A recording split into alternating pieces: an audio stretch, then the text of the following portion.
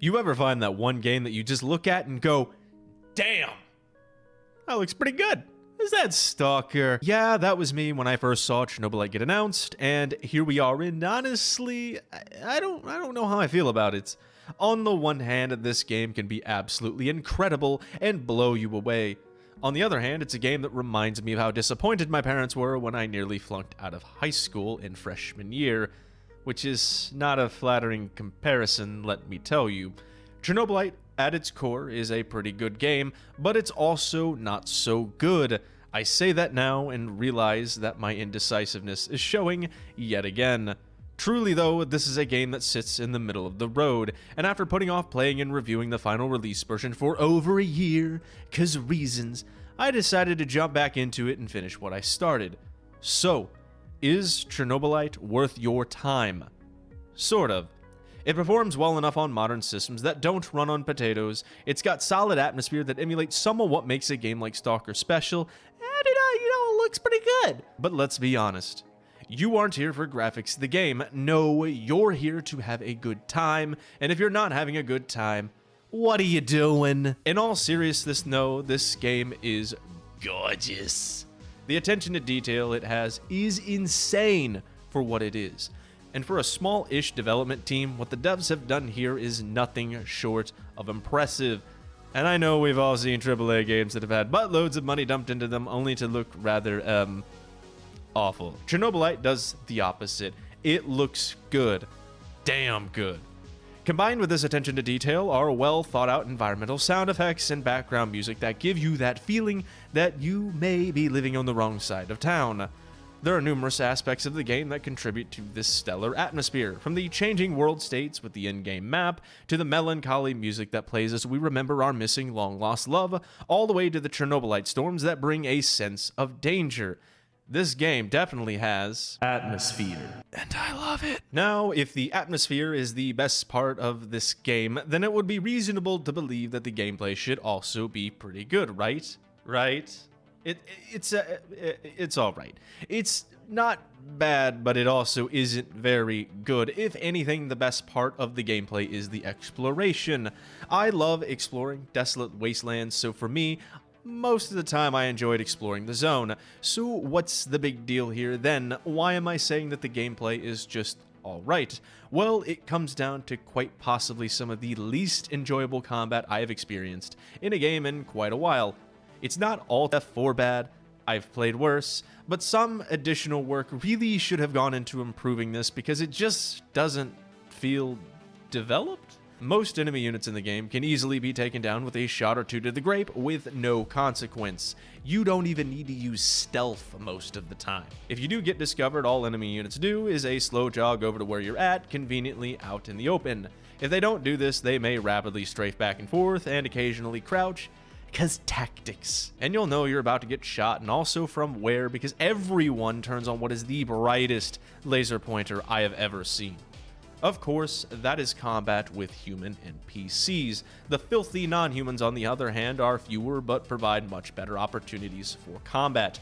They'll still either slowly or quickly move towards you depending on their type, but can be a bit more difficult to deal with until you sidestep. Then it's pump action shotty time and bing bang boom.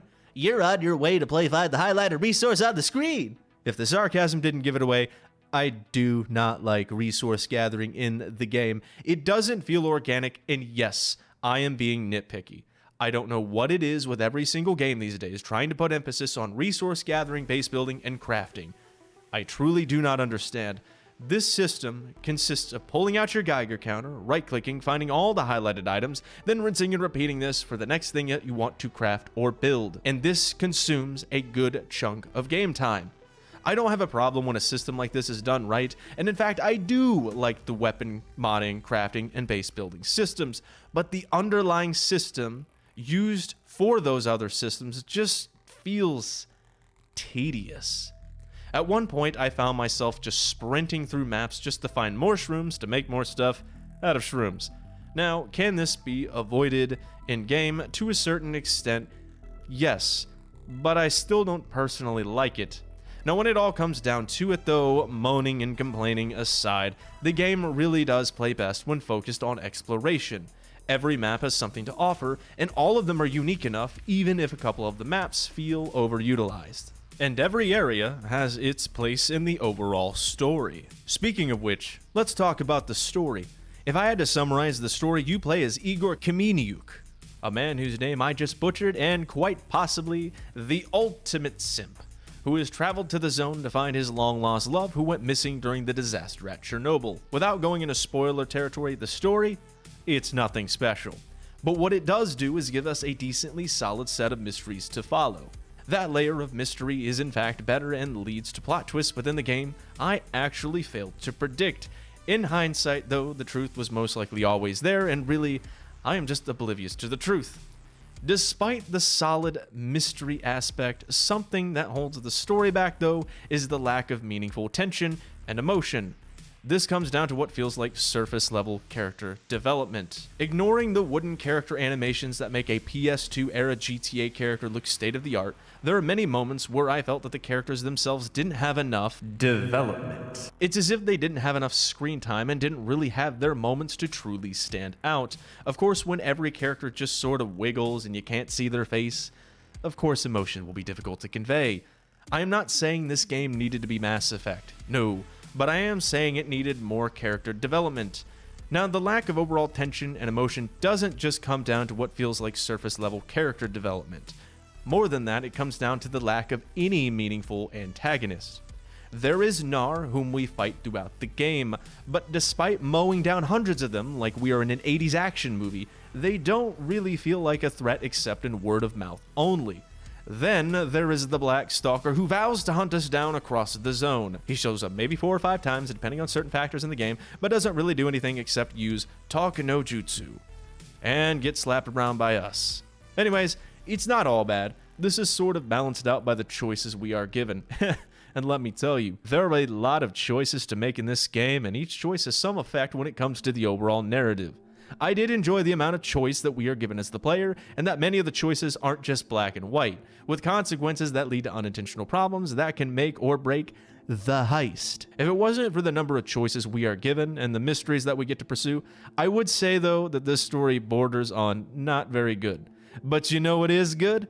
The performance. I played this game on a glorious 2K monitor with an RTX 3080, which somehow found its way into my hands, and for the most part, performance was good overall.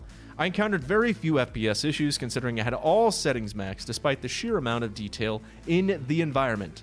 I also only ever encountered one bug where a portal remained open on a floor and no enemy was present. Eventually, I found that enemy, or rather, they found me, which was a mistake for them.